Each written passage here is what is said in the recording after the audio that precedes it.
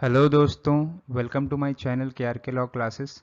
जैसा कि आप सभी को पता है कि एएमयू बीएलबी एंट्रेंस के ऊपर हम वीडियो बना रहे हैं और ये इम्पॉर्टेंट लीगल मैगजीम का सेकंड पार्ट है जिसमें हम बाकी की बची हुई कुछ लीगल मैगजीम को डिस्कस करेंगे।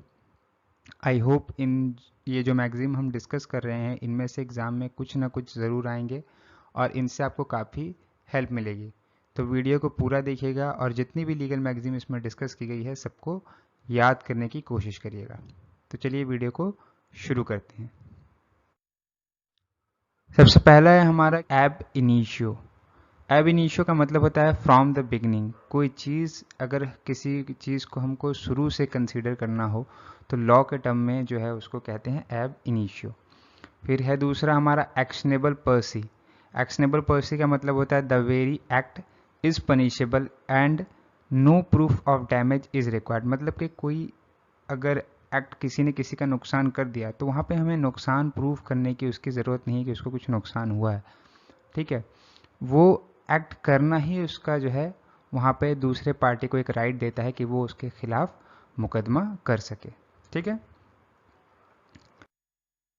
अगली मैगजीम है हमारी कैविएट इम्प्टर। कैविएट इम्प्टर का मतलब होता है let the buyer be aware. मतलब कि बायर के ऊपर एक लाइबिलिटी है, एक रिस्पॉन्सिबिलिटी है कि जब वो कोई सामान परचेज करे तो उस चीज़ को अच्छे से देखे, उसको परखे, उसके बारे में जानकारी मतलब निकाले, हासिल करे, तभी वो उसको खरीदे, मतलब अच्छे से परख कर। वरना जो है वो कंपनसेशन के लिए अगर उसमें कोई खराबी निकलती है तो वो जो है वो सेलर को रिस्पॉन्सिबल नहीं कर सकता। इसके बाद है हमारा इप्सो फैक्टो। इप्सो फैक्टो का मतलब होता है बाय द मेयर फैक्ट।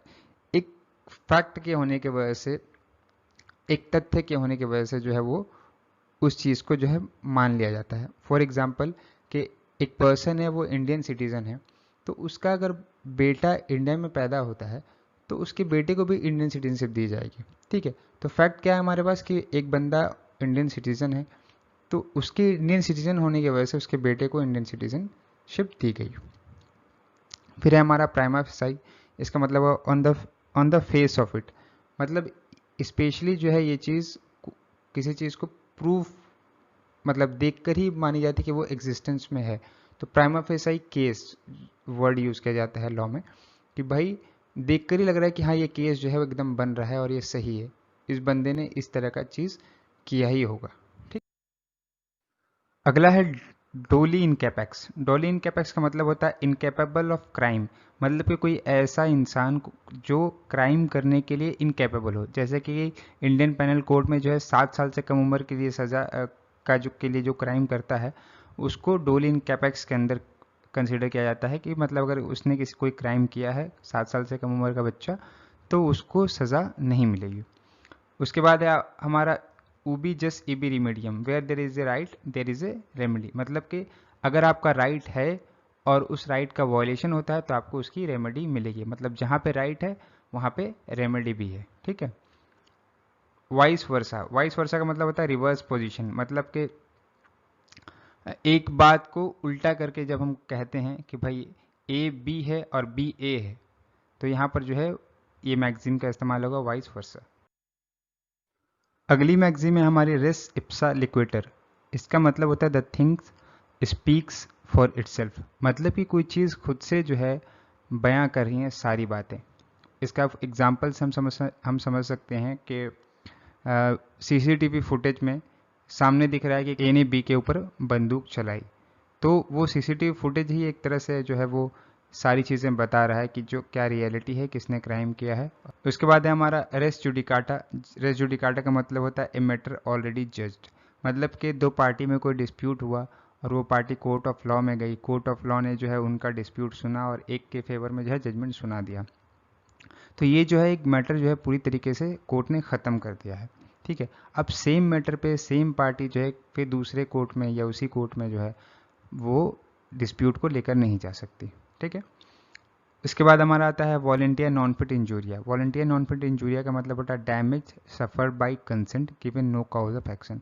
मतलब कि मुझे खुद को नुकसान करने के लिए मैंने किसी को अगर ये अधिकार दिया है तो वो मेरे खिलाफ जो है कोई भी एक्शन या कोई भी सूट कह लें वो फाइल नहीं कर सकता।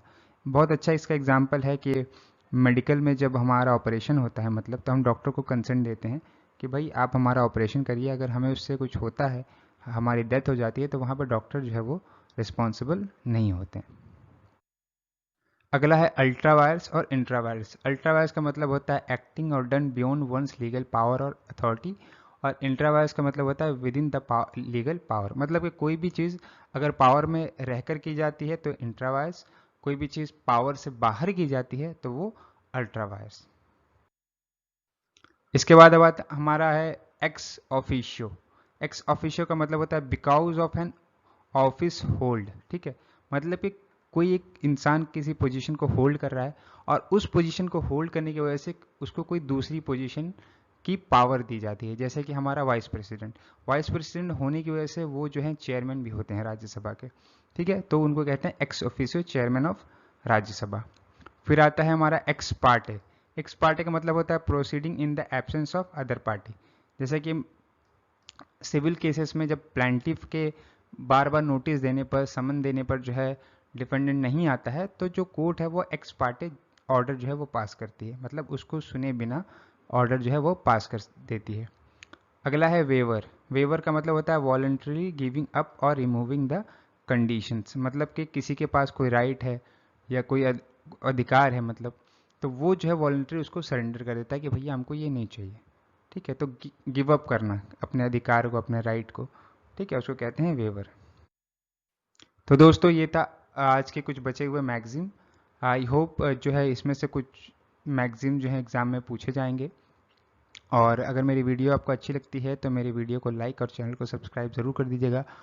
और इस वीडियो को कोशिश करिए कि जितने भी एस्पायरेंट हैं जो अभी बीएलबी की तैयारी कर रहे हैं उनको आप शेयर करें, ताकि उन तक भी ये वीडियो पहुंच सके और वो इसका लाभ उठा सकें। मिलते हैं नेक्स्ट वीडियो में, तब तक के लिए गुड बाय, कीप रीडिंग।